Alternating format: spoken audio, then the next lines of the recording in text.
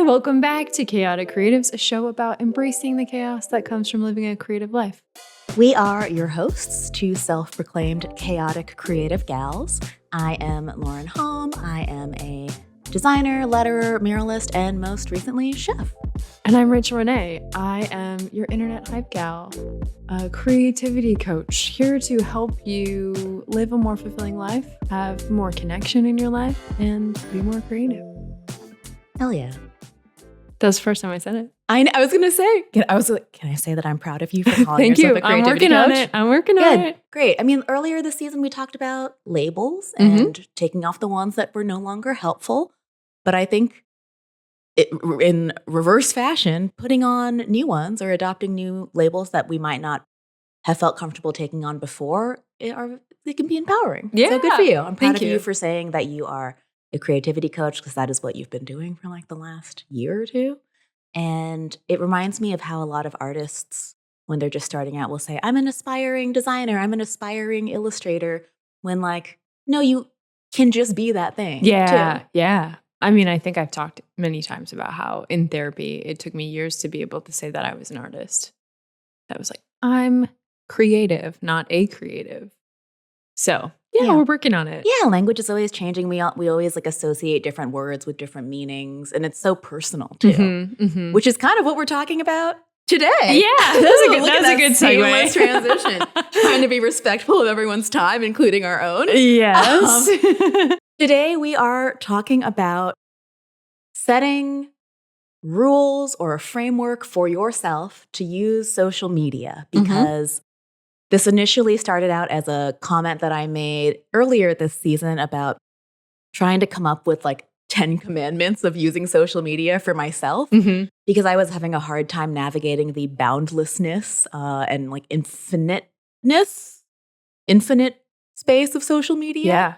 And you likened it to like house rules, or we even before this were talking about how it's similar to a like standard operating procedure, like a manual, a guidebook for how to move forward in situations that so you have a calm, level-headed, like, okay, this is how I will handle this. And of course you can't get in front of everything, but just knowing how you personally are going to engage and use and share on social media can be helpful in you getting more out of it than it gets out of you. Because we were just talking before we recorded, it can be anything you want it to be. There are people who have Instagram accounts that are just their dog. There are people who run businesses on Instagram. There are people who run comedy accounts. Like, it really is, in terms of what you curate and what you consume, completely up to you. Very DIY. Yeah, and we were also talking about how thinking about who benefits when we're kind of scrambling in the abyss of the internet. Yeah, in because the moment. I likened it to a dating app. I have dated people that I met through Instagram. It can be news. It can be how you connect with your family, how you stay connected to your friends. It can be artistic inspiration or advice. It can be therapy. It shouldn't be therapy, but there are a lot of great internet therapists that give little snippets. It shouldn't replace a real professional. It's the surface level. It's just a taste. It's just a little nibble. So I think as we're navigating it as two people who run businesses that utilize Instagram as a space to market our work, it can be difficult when something is triggering or we feel overwhelmed. And so we were talking about these house rules, these 10 commandments, standard operating procedures, to be able to set boundaries for ourselves and understand what we should do in a certain situation. And if we set those boundaries and rules for ourselves, because these are very personal, and Lauren and I each made separate ones because we should, making those lists when we're in like a calm, cool, collected space outside of being reactive or emotional. Let's say when a mean comment comes in, if we have something that we can refer back to and said, oh yeah, if someone says something, I can do this.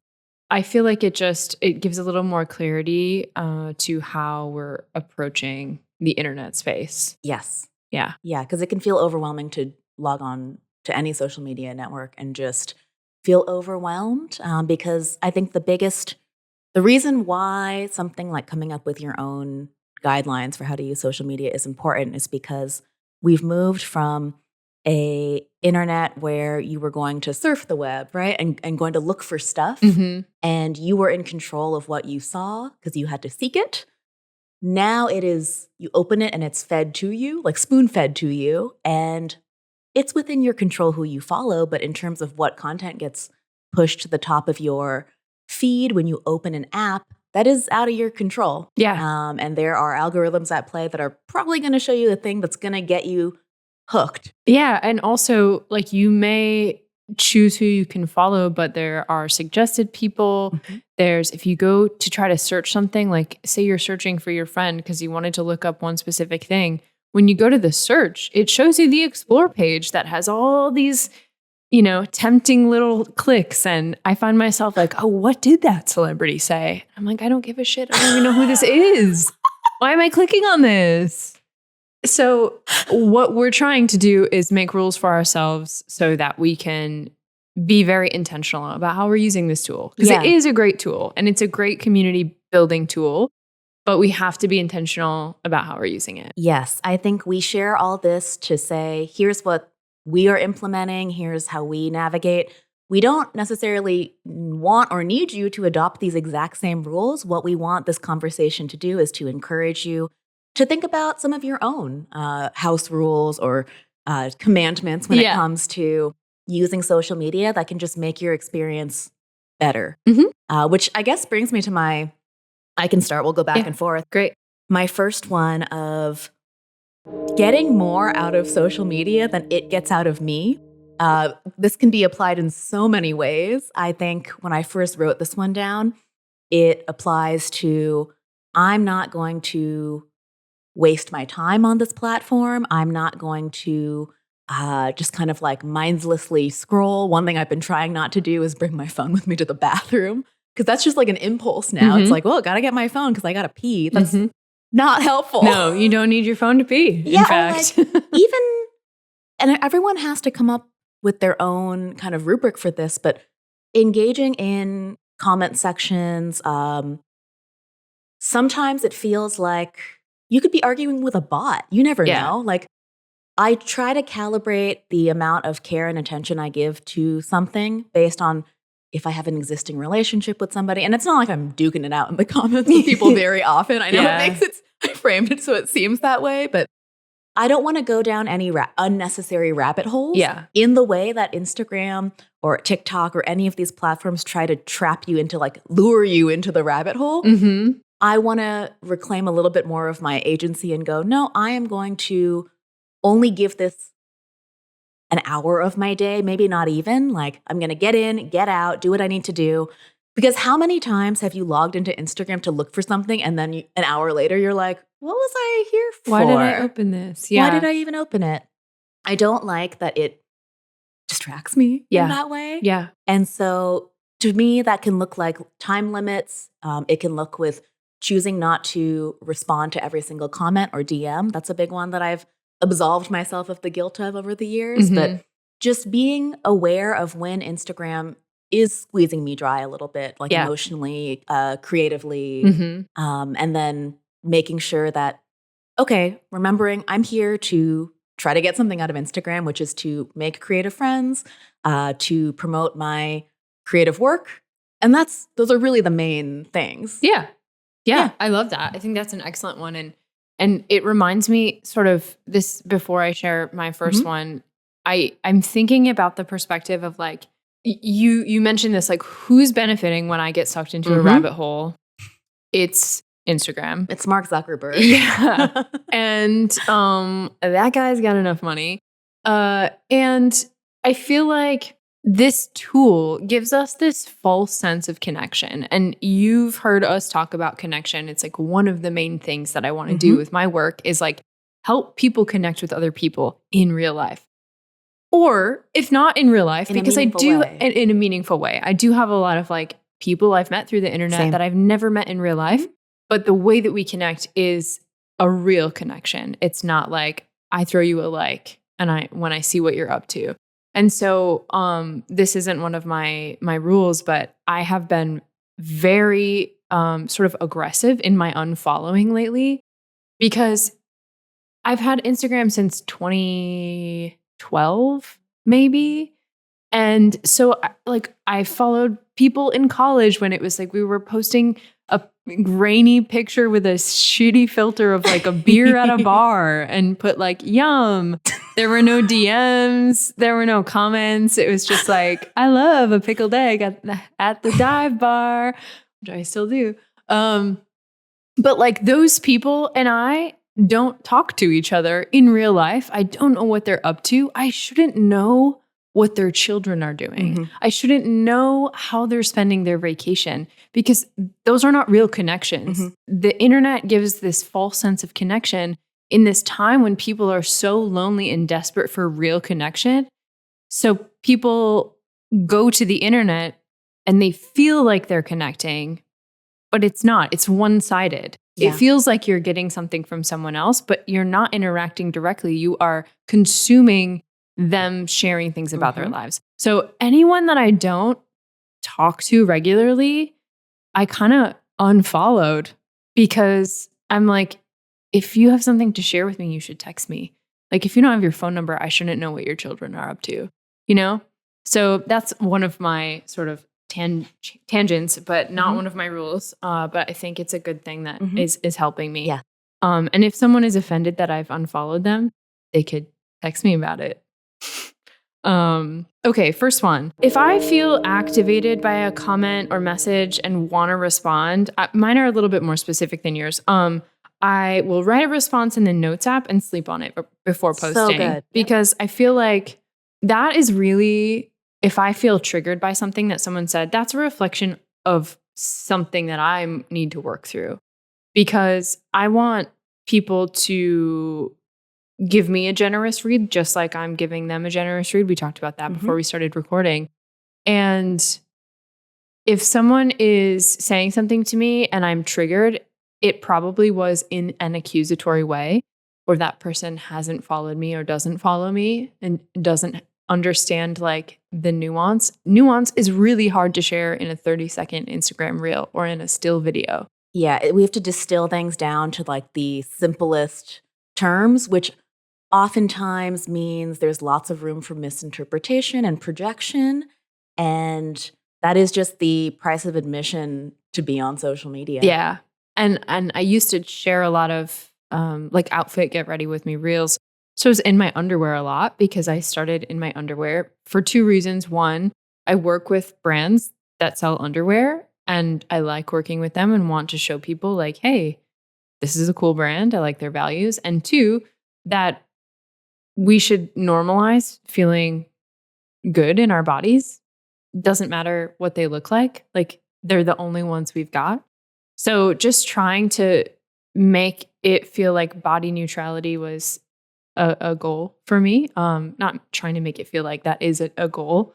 But then of course, if a get ready with me reel goes viral and then a bunch of creep men are like, all those tattoos are like putting bumper stickers on a Porsche, which is a comment that a lot of old men use on the internet. It just seems like bot comments at this point. Maybe it was. That's not yours to carry. No. And I think that's an important thing to remember too, is the way that social media has changed is algorithmically, your stuff can get spit out to so many more people in a way that is different than when something used to go viral through email forwarding or like on Tumblr when people would like reblog things. I think now it's just served up to right. whoever. It's not because it was like shared by a person, an overlapping. Yeah. Like a there's web. not that connection, the bridge right. anymore. And so that can feel like it invites people who don't give you the most generous read and like are going to say pithy, like sometimes mean or inappropriate things because there's no relationship. Right. there. They don't see you as a person. Yeah. Absolutely. Yeah. So I've had a few interactions where people have said something and then I've sort of snapped back, but I don't like being a person who snaps back. So then I'm uncomfortable with myself and I'm mad that they were able to get a rise out of me, which is probably what they wanted anyway. So my solution to that is that I will write a response in the Notes app and sleep on it. And if it still is bothering me, can I phrase it in a more eloquent way and share it? And like, is it providing value to my community on the internet if I share something like that? Like, is it a teachable moment, or is it just you needing to journal for a second? Yeah. Yeah. Like maybe I just am feeling insecure about, this thing that they commented on. Yeah. It's tough because social media like feels somehow private and public at the same time. Like, I've heard the analogy that social media is like you're inviting people into your home, and if someone comes into your house and goes, I don't like the way you laid out your living room, you would be like, get the fuck out of my house then. Yeah. Yeah. Like, there's a lot of unsolicited feedback, unsolicited advice. Yep. And that just is what people do online. Because especially when you have a larger following, people assume that you're not going to see everything. We do. We so do. Be nice. We do. Yeah. And at the same time, though, the algorithm can spit your stuff out to strangers. And sometimes it'll spit your stuff out to people it knows your content will inflame because of the engagement. Oh, yeah. So like the mechanisms are bad, and we can still navigate them. And again, block as needed, like make sure we're setting up parameters so it's a hospitable place for us to operate. But there are just going to be bad actors sometimes, and the platforms will kind of spike your cortisol levels at times. And so making sure that you have systems so you can navigate them. And this is one of the systems, Yeah, us building these lists. And someone else could have similar to yours, someone else could say, if someone leaves a comment like that gets a rise out of me, I will block them. That's maybe more extreme. That's literally number one on my list. I wasn't, we sort of chose a couple to share. We're only doing 3 each because we could be here for 3 hours. Yeah, we're not going to do that to you. But that is my first one. If a comment or message gives me the creeps or makes me feel like shit, immediately block. I don't owe that person a response. Yeah. Like this, like you said, this is my house. No one would ever come into my house and be like, you're fucking ugly. Oh my gosh. And if they did, I would be like, why are you here? I actually think I would rather hear that in person than reading it. Because people say that. Yeah. Like old men feel entitled to say that. I'm so sorry. I'm actually thinking of someone standing outside your window right now when you're just trying to read. Ugly. Oh my gosh. That's right. I am. I'm not for you. And actually, that's a good point you bring up, because it's not one of my commandments, because it's not even a rule to follow, but I'm sharing this because I think it'll be helpful for other people too. Anytime I am like triggered by something online, or I have a weird interaction with somebody, with a person, I try to take a step back and go, how would this actually play out like in the real world? Which is why like it's ridiculous to think that like someone would come into your home and be like, you're ugly. Yeah. And it makes it funny to me, and it also gives me some perspective of like, oh, this person is acting this way because of the cover of the internet. Absolutely. No one would ever do this in real life. And so like I either have to block and move on depending on what they said, or just ignore it, because this is not this person acting like a real human. Yeah, like a real person. Yeah, I think thinking of that is I just had an interaction that was weird. It wasn't like that. It was just someone being like, commenting on something and giving me like the least generous read. And it just rubbed me the wrong way. And I was like, ugh. Yeah. And ultimately, like, I did respond, and I posted a story about it. And I tried to respond with grace. Like, I am happy with what I said. But I also was like, ugh, I don't feel better. And that's why I made this rule of like sleeping on it, because responding in the moment, I'm just sort of like worked up. We live in like a clapback culture too, where it's like dunking on people in the comments and gets you engagement. Yeah, absolutely. And I think like someone sending that message, like now I can look at it and see, now that there's space, that, okay, I triggered something in someone, and it's easy to just throw out your opinion because you're sending it into the void when you're sending a DM or a message. Whereas if someone said something in real life and triggered you, you would be like, hey, actually, I didn't have that experience. Can you talk about that a little bit more? Like there's no like social norms. Well, there should be on the internet, but there aren't. So people are willing to just like fire it off in this accusatory way. And yeah, thinking about it from the perspective of like, if this person acted this way in real life, how would I act? Yeah. And I would, if someone came at me after something that I said, I would just ignore them. Yeah, because then it's really just a product of the mechanisms of the internet. Yeah. It's like what we said in one of the most recent episodes about getting real-time customer feedback of like, your stuff is too expensive or I don't like this. That doesn't happen in the real world as often unless you're vending like face-to-face at a market. Yeah. And even then, people have the decency to not say that in front of your face. Like once in a while, you might get like as someone's walking away, they turn to their friend going like, oh, too expensive. But again, we have those reactions too. And there are plenty of inside thoughts that I have when I scroll on social media that I'm not going to type out. No. Oh my gosh. Yeah. Again, absolutely. Unsolicited feedback or advice, I don't want to give any of it. Yeah. Yep. Yeah. But everyone has a different approach to Yeah. social media. Oh man. I knew that this was going to get us going. Like I just have so much to say because thinking about the unsolicited advice thing, something that I used to do before I like had really worked on my self-awareness is like, I used to want to feel like I was adding value to the conversation. So someone was posting something impactful, let's say, and I think I know about that thing. So I'm going to comment and like challenge it because it's like, oh, well, I know about this thing. This is a topic that I care about.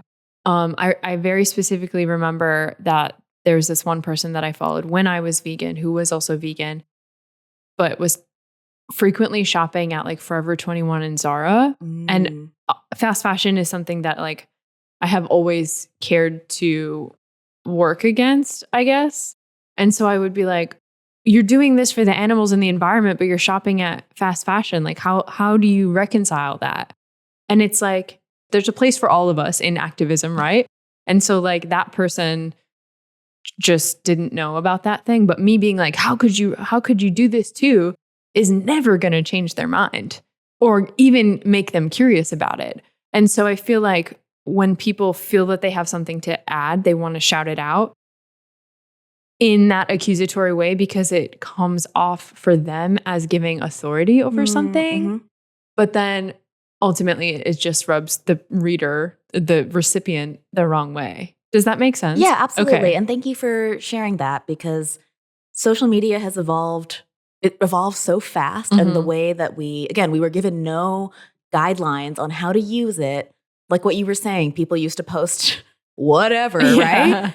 Their lunch, their dinner, like just stuff. Yeah. And yeah, I think that we all have done stuff like that. Totally. And I mean, like, I, of course, I'm embarrassed, but like, that was the information that I had then. Yeah. Like, I'm sure there are cringy moments. Like, I'm not holding current me to former me or former me to current me standards, I guess. Yeah. I think a lot about how I understand the desire to chime in that way. And I also think about the limitations of social media, of how we were talking about this before, the overinflation of like the importance of a post, or if someone's posting that they're shopping at oh, I got this dress at Forever 21. Yeah, hopefully they know fast fashion's not great, or maybe there's a way to educate them, but I'm not sure if that's the space. Yeah. Unfortunately. And, I've had the experience where, I wear wild outfits and I'll be at a wedding, for example. I was at a wedding a handful of years ago and someone was complimenting me on my outfit. Great. Thank you so much. It was a vintage polka dress, which I would love to find the makers of, like polka dancing dress, not polka dot. Those are great. Very much my style. And then I returned the compliment with this person that I had just met and been like, I love your outfit too. And they said like, oh yeah, I got it at Shein or Shine. I don't know how to say it. I don't fucking care. And I don't care either. I don't want to know how to say it. And like my whole body just went like just your asshole clenched. Yeah. Like, no, don't we know that that's bad? But it's like, of course this is the area that I care about and the place that the sort of pillar that I educate in. So of course I know that, and lots of other people don't. And I hope, but like me saying in that moment, like, ew, don't you know that that's bad, would have been terrible. And I was time just and a like, place, oh, time and place. Yep. Mm-hmm. Like complimenting someone and then being like, oh, well, that was a shitty choice. Like that's not going to do any actually, good. I retract my compliment. I retract it. It's probably going to fall apart before the night's over.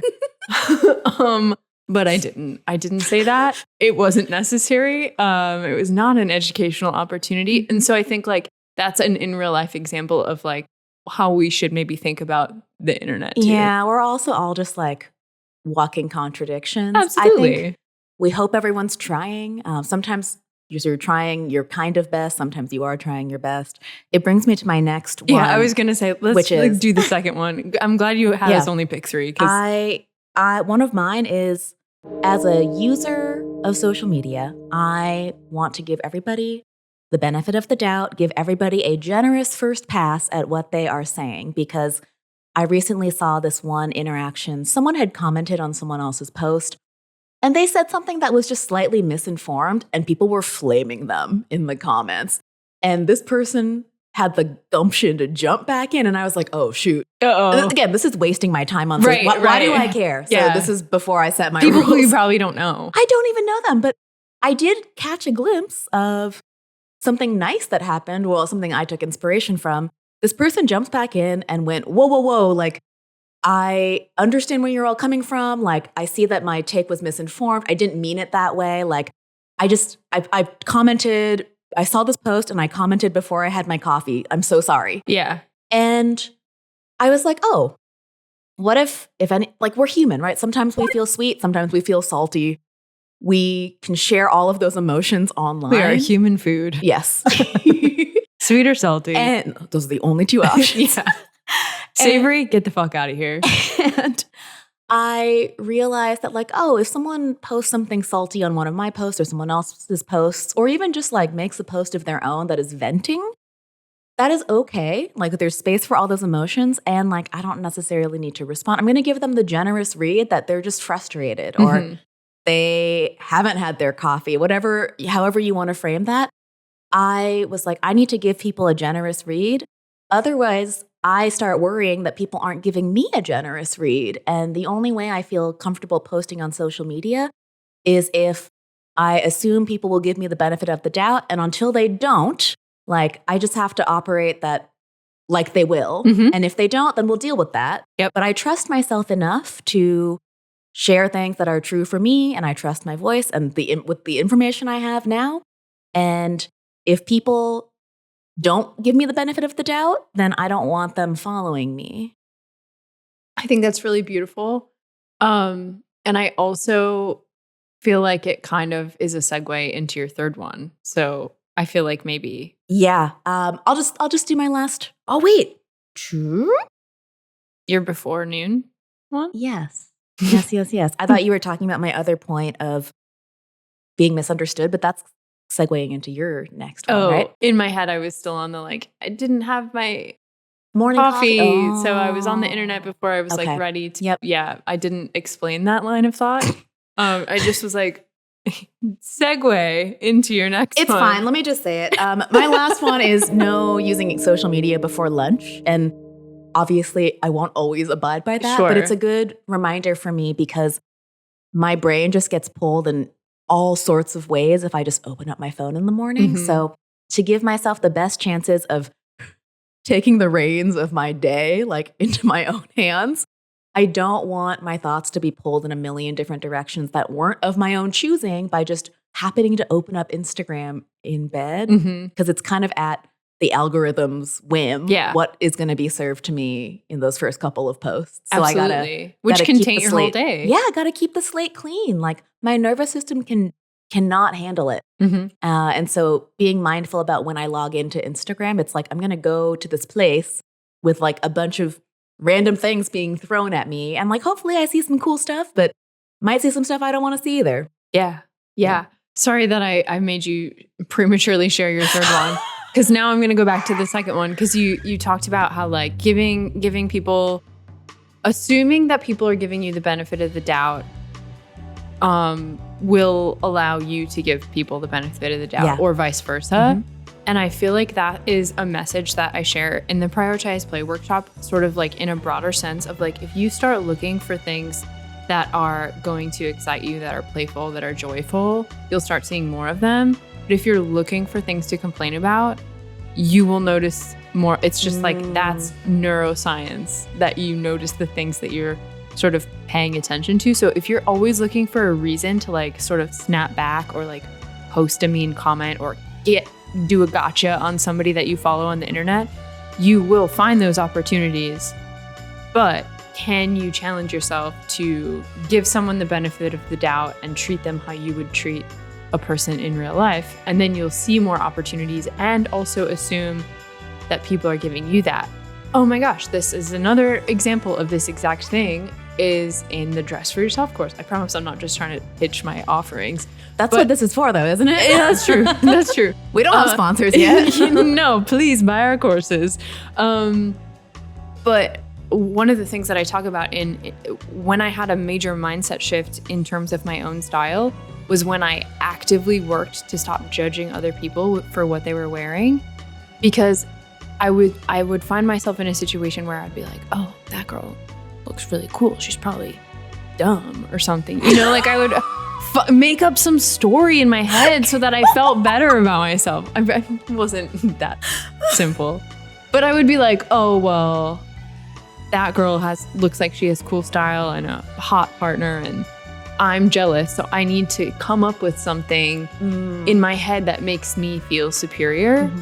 And when I noticed that I was doing that, and second, made active steps to be like, hey, you're trying to judge that girl because you're jealous of this life you've projected onto her, even though you don't know anything about this person. Stop thinking about her. Start thinking about yourself. And so, it's an active effort that I'm constantly trying to do, is to not judge other people. But once I was aware of that, then I stopped worrying about other people judging me. Yeah, because when you start the surveillance and policing you're doing internally of other people, it ends up hurting you because you assume people are doing it to you. And so we're all in this like heightened state of like, gotta watch what we say, like don't want to do anything that someone could judge, but then it keeps you stuck. Yeah. So it is more helpful to assume people will give you a generous read, and those who don't will quietly leave. Most of them will. Hopefully they'll quietly leave, yeah. 0.1% who will be the vocal minority, and that's whatever. Then you block them. Exactly. Yeah. So I guess now that I've taken us on side quest, that's my scorecard count. I will share my other two. So, if I feel activated by a comment, okay, that was the one I shared. I circled a bunch, but then I also put arrows by other ones. So I'm like, which one am I actually sharing? The one about, I think I was trying to segue you. Yes, I got it. Labor. Yep. If someone asks me to help them address a very specific problem or issue, I have the right not to answer, because I want to be mindful of the labor that I'm choosing to give on the internet. And be mindful of how I'm spending my time and resources. And I feel like, especially as my audience grew online, I felt obligated to answer every single question and help every single person with the problem. So for example, because I am an enthusiastic style gal, people ask me a lot of questions about very specific instances related to style. I don't claim to be a stylist. I like dressing for myself, and I give people the mindfulness tools to be able to dress for themselves. But it doesn't excite me to help someone else get dressed. Yeah. But like their actual clothes. I want to give people tools to understand if they feel good in what they're wearing. Is what I'm saying making sense? Yeah, the same way we're not giving a prescriptive 10 commandments of social media for everybody. For everyone, yes. Yeah, we're giving you a way to think about. I want to inspire people to find what works for them. And so sometimes, a reel will circulate outside of my audience, or people will be new to following me and they'll ask me for very specific style advice, like, oh, I'm going to this. What would you wear to this? And, my answer is like, well, what do you feel good in? You don't want to wear what I would wear. Yeah, that's also not even a service you offer. No, exactly. And so I think, I get those here and there and I feel obligated to help because I like to be a helpful person. But what that actually is like, you're getting sort of free labor from me and labor that I don't enjoy giving. Yes. So I made that rule for myself because if it's a very specific problem that is like, it's not like, hey, how do you help me reflect on if I feel good in something? Or how do I know what colors work for me or whatever? I don't like that question either. I can say like, oh, well, I talk about that in the Dress for Yourself course, or like check out my style challenge and try a bunch of things and figure it out. Yeah. It's easy to, circle back to some of the work that I have already created in a format that I enjoyed the labor. But yeah, very specific. Like, it's kind of like you wouldn't ask an internet therapist, like my friend Therapy Jeff, you wouldn't like DM him and be like, hey, what should I do? My boyfriend's doing this. Like, he won't answer that. Because he says in all of his things, like, I'm not your therapist. I am a therapist for my clients. And I'm also sharing like information that might help you start to think that you need therapy, basically. Yeah, it's really just the entry point. I think an Instagram post is the entryway, the gateway. But yeah, I mean, when I think about the labor that you put into responding to DMs, it's always like if someone chooses to respond, cool. Yeah. And sometimes I'll respond once and then like not again, depending on my bandwidth. And ultimately, especially as you're growing a platform, growing an audience, the platforms incentivize you to and tell you, hey, if you want to keep growing, engage with your audience. But again, at the end of the day, who benefits? The platform. And if it's not meaningful, it's only benefiting the platform. Yeah, I mean, I think about the way that you could say, let's take it to the other extreme, like, I don't want to respond to anything. That's also not helpful for your business. You should provide some answers that are relevant. It's like me answering emails, right? There's some admin that comes with running a business, no matter what platform or channel. However, when it starts to feel like you're exhausted or you're starting to feel resentment creep up, you can absolve yourself of having to do that extra labor that no one required of you from the get-go. And, especially because, again, getting realistic about what are our intentions using this platform. If it is to run your business, you can't just be providing free labor all the time, because also it's like a store opens and closes in real life. That doesn't happen online. You could be answering questions or DMs up until you go to sleep. And that's not healthy either, which is why these guidelines are helpful to be like, no, I close at this time. Yeah. Yeah. I used to answer all of the DMs. Like, even I one of the boundaries that I made for myself, I didn't put it on here because it seems very, very specific, but like, if someone is responding, because I post a lot of outfit videos, if someone's responding and is like, this is so cute, there's no question. I used to go back and say like, thank you so much. Like, but that was exhausting to me. And so I don't need that. Yes. They don't need my thanks for giving me a compliment. I appreciate everyone who's, engaging. And then I had a weird interaction or a weird sort of example of this that happened this weekend, where I posted an outfit video from a different angle in my house. And I have a pink bowl on my counter, and how I started the video, it looked like the bowl was like my arm bent on the counter, but my arm was down here. So I would say I got 100 messages of people being like, it looked like you had a third arm. And that's funny. But at first I was like, ha ha ha. And then I'm like, I don't need to say ha ha ha to everyone. And then I'm like, oh, but am I an asshole because I'm not responding to this thing that they are pointing out? And it's like, nope, 100 people noticed that same I think thing. social media, the platforms prey on people-pleasing tendencies. Yes, which I have. Okay, I'll do my last one. I'm sure we're getting close on time. We are, actually, yes. yeah. Oh, perfect. Okay, so the third one I have is, if at any point Instagram no longer feels fun, I give myself permission to either take a break or stop using it entirely. Great. I do not feel, I don't ever want to feel obligated to be on there, because the growth, the excitement, all of that comes from when I'm posting things that are fun for me. Yes. And when it's not fun and it's just this tool that I resent, what's the point? Who's benefiting? Yeah, when it's filled with more shoulds than like actual like I want to do this, then it starts to become tiresome. So that's my third one. I love that. Before I even finished my 10 commandments, I put as number 10, I reserve the right to change these commandments at any time. Yes. Which is important because we're at the fast pace of social media.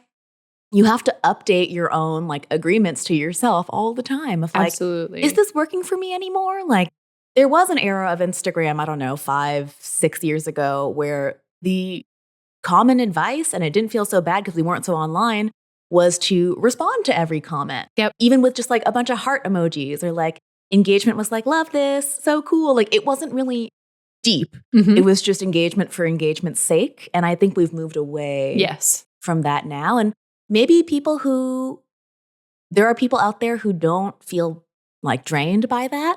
But I think creatively, as most of the creative people I know do feel drained by the empty kind of engagement tactics. Yeah. And so you have to do things that make you feel good about being there. Yeah. And it's up to us. The thing I had wrote in my journal was like, it's like parenting yourself. You have to set your own bedtime, your own rules. Yeah. And sometimes we're bad at that. Yeah. Yep. Yeah, I love that. So I guess like our takeaway here is take time to reflect and figure out not only how you're using Instagram, but like how you're living your life. Like you're allowed to change your mind. You're allowed to like alter the path that you're on if you find that what you have been doing isn't working for you anymore. And it's beneficial to kind of create some guidelines for yourself. And that comes with reflection. Like I had to think through what things have bothered me about using Instagram, and same for you, like the inundation. Yeah, and like what adjustments can you make? So for example, if you're overwhelmed with story replies and you're finding it to be like it makes you tired to respond to stories, you can turn off the ability for people to even respond to your stories. Or I limit my comments to only people who follow me. And it took me so long to do that because I thought people would assume like, oh, well, what is she protecting herself against? Like if she has her comments limited. And nothing. I want to make sure that there's some level of reciprocity happening where, sure, I might be taking a hit in engagement, quote unquote, from all the random people who could comment whatever was on their mind. But I would rather only allow people who have decided to follow me. And it's not that hard. Like the bare minimum reciprocity of like, okay, you're a little bit bought in and I'll hear you out. And so I know plenty of people who the only way that makes it tenable for them to use Instagram is to turn the comments off. And so there's no shame in curating or setting up mechanisms to use the platform in a way that makes it usable for you now. Because if you just go to the default settings, they're going to want everything to be served to you all the time. You can snooze your suggested reels in your feed if you want. That's what I do. I'm trying to keep my attention more focused.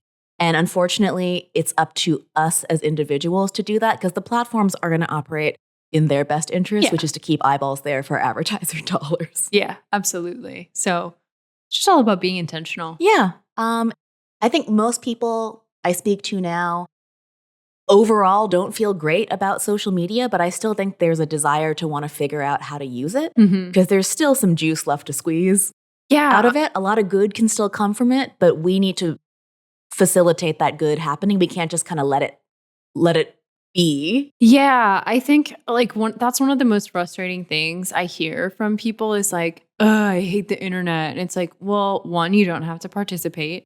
Two, we have to curate it to be what we want out of it. Like we have to be intentional with our use, just like we do with any other thing.